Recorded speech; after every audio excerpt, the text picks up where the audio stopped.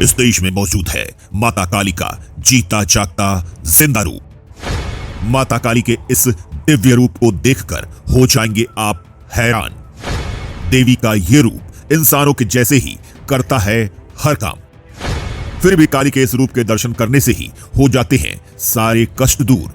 दोस्तों, आज तक आपने देवी देवताओं को मंदिरों में मूर्तियों के रूप में देखा होगा, लेकिन आज हम आपको इस वीडियो में जिंदा काली देवी से मिलवाने वाले हैं।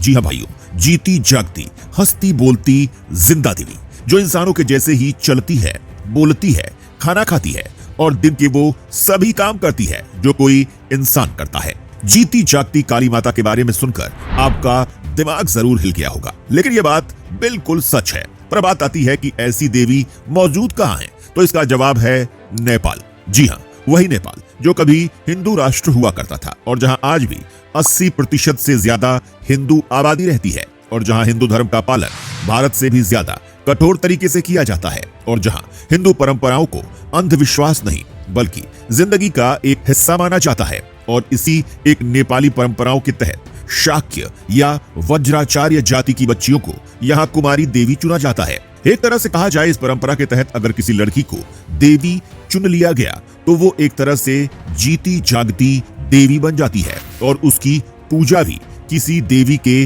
जैसे ही की जाती है। पर अब सवाल उठता है कि नेपाल के लोग बच्चियों को चुनते कैसे हैं? तो इसका जवाब मौजूद है हजारों साल पहले खोजी जा चुकी हिंदू ज्योतिषी पद्धति में।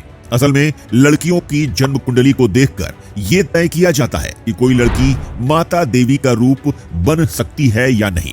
कुमारी देवी बनने के लिए किसी लड़की में 32 गुण मिलने चाहिए। जब ये 32 गुण मिल जाते हैं, तब इसके बाद इन बच्चियों के सामने कटे भैंसे का सिर रखा जाता है और लोग डरावने मुखौटे लगाकर इनके सामने नाचते हैं। ऐसे में जो बालिका इन सबसे डरती नहीं है, उसे मां काली का रूप मानकर कुमारी देवी चुना जाता है। वहीं कुमारी देवी की शोभा यात्रा बहुत अद्भुत तरीके से नेपाल में निकाली जाती है।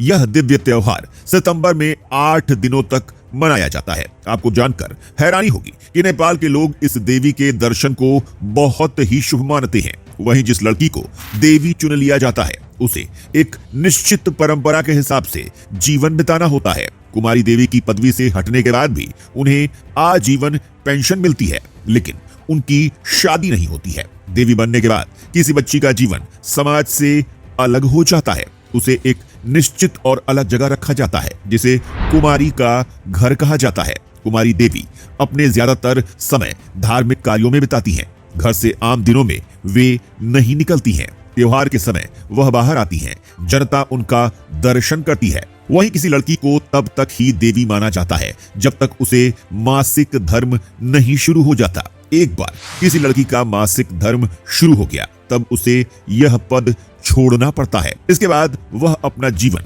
अपने हिसाब से बिता सकती है। एक मान्यता है कि अगर कोई लड़का उनसे शादी करता है तो उसकी असमय मौत हो जाती है। इस कारण ज्यादातर देवियां कुंवारी ही रह जाती हैं।